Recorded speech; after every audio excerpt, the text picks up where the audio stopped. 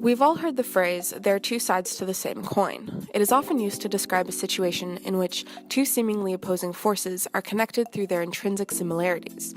Simply put, good cannot exist without evil, the same way Luke Skywalker can't exist without Darth Vader. Literally.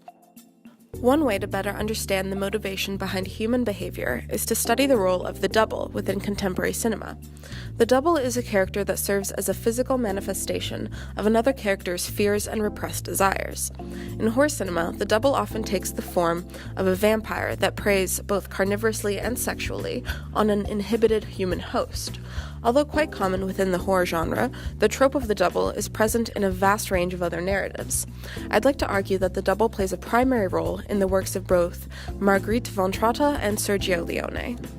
Before I get into the nitty-gritty of this video essay, I'd like to take a step back and examine a film that I believe exemplifies the role of the double quite well. Ingmar Bergman's Persona was released in Sweden in the early autumn of 1966. It stars Liv Ullmann as famed stage actress turned mute Elisabeth Vogler, and Bibi Andersson as Nurse Alma, Elisabeth's personal caretaker. These actresses were chosen by Bergman because of their uncanny resemblance to one another. After their primary introduction, these characters move into a little house by the sea under the instruction of the hospital doctor, who believes a change of scenery may help Elisabeth return to her normal self. Throughout the duration of the film, Alma and Elisabeth grow closer and closer until they are, in many scenes, indistinguishable from one another. At one moment near the end of the film, Elisabeth's husband arrives at the beach house to confront his wife.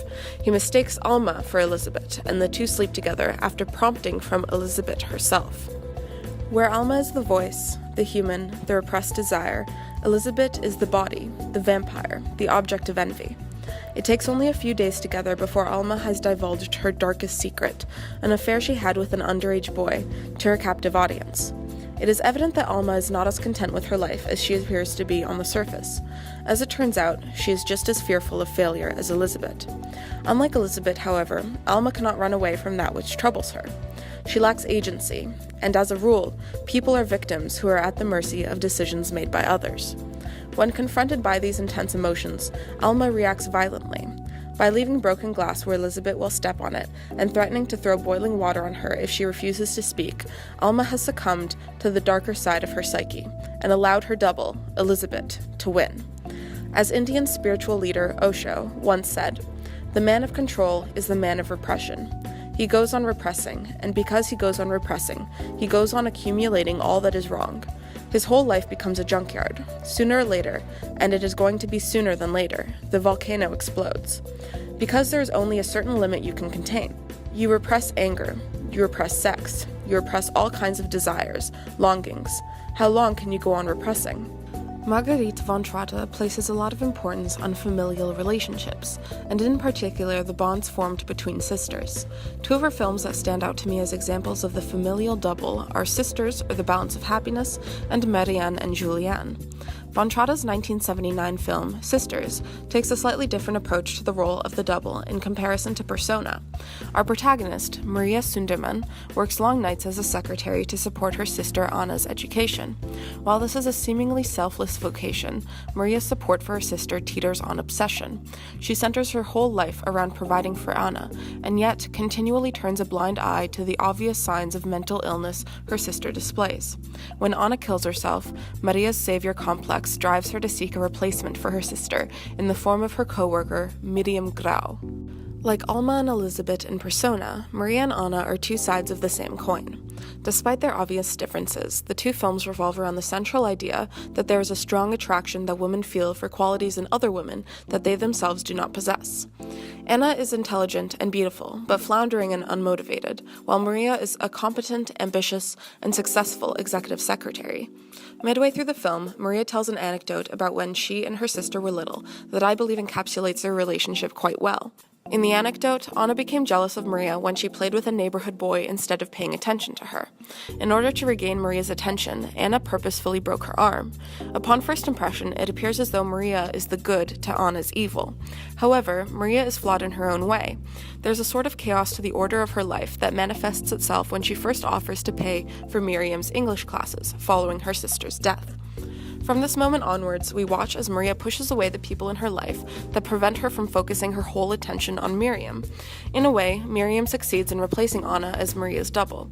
Where Maria is work-oriented and responsible, Miriam has a passion for life that is unparalleled. Unlike Anna, however, Miriam realizes Maria's motivations to live vicariously through her and manages to escape from the toxic living situation. Maria and Anna balance each other. Up until Anna's death, there is a steady push and pull between the characters that accurately emulates what it's like to have a sibling. As Maria's double, Anna retains her playful nature despite her obvious mental illness. When Maria chooses to spend a night with her romantic partner, we see a sudden shift in Anna's behavior. It becomes evident that she has been harboring hostile feelings towards her sister, all of which is revealed in a suicide note that names Maria as the sole target of her death. All of this throws off the delicate balance of their dichotomy, leading Maria to adopt Miriam as her sister's replacement. In Margarethe Von Trotta's 1981 film Marianne and Juliane, the primary familial relationship involves two politically active sisters that support two very different avenues of political resistance. Where Juliane advocates for women's rights to accessible abortion, Marianne joins a violent terrorist group that acts in the name of revolution. Although Juliane does not support the actions of her sister, they are, in essence, fighting for the same cause.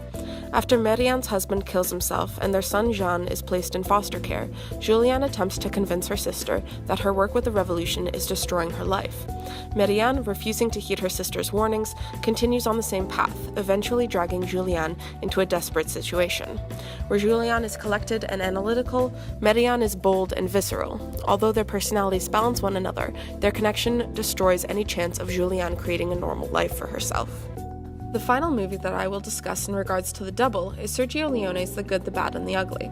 As the third installment of the Man with No Name trilogy, The Good, the Bad, and the Ugly takes a very literal approach to the role of the double.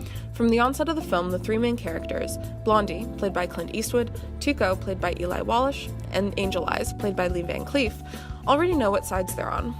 With Tuco, the ugly, as a slight outlier, Blondie's good intentions are in direct contrast to Angel Eyes' heartless conviction. However, unlike a traditional straight-laced protagonist, Blondie plays by his own rules. While he does not make an active effort in causing harm to others, he's by no means a selfless hero. The audience is introduced to Blondie in the midst of a partnership with Tuco. As an outlaw, Tuco has a substantial bounty on his head. The plan is this. Blondie delivers a tied-up Tuco to the nearest township, collects the reward, and saves Tuco from being hanged at the last possible second. The men split the money two ways and do it all over again in a different township. Although scam artist is not the noblest of professions, Blondie retains a level of kindness and empathy that Tuco and Angel Eyes inherently lack. Although misguided, Blondie's heart is in the right place. However, his partnership with Tuco is not without its flaws.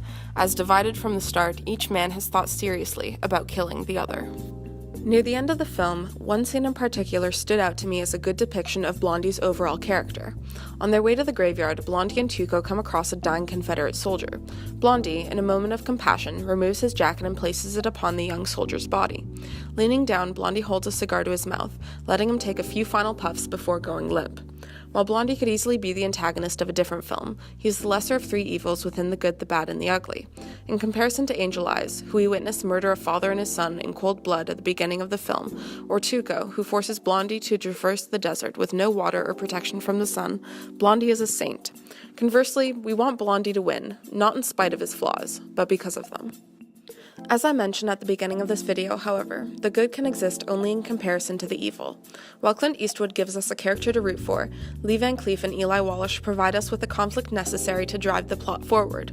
If Blondie is the ego, then Tuco and Angel Eyes are the id, warring for dominance, the two sides of the same coin. The role of the double in most films is to represent everything the main character fears, desires, or cannot be. In the case of Bergman's persona, Alma longs for a life less conventional than her own. She claims to enjoy the simplicity of her work as a nurse and her potential for motherhood. However, her emotional outbursts and sexual affairs indicate otherwise. When Elizabeth enters her life, Alma comes face to face with a woman who willingly gave up everything that made her who she was. Since they look strikingly similar to one another, Alma has no difficulty picturing herself in Elizabeth's position. Unlike Elizabeth, Alma is too weak to change the aspects of her life that make her unhappy. Elizabeth is what Alma could be without fear of consequence. In Von Trotta's Sisters Are the Balance of Happiness, Anna plays Maria's double. Despite the fact that Anna feels trapped by her older sister's expectations of success, she remains in possession of control throughout the duration of the film. Maria's whole life revolves around Anna.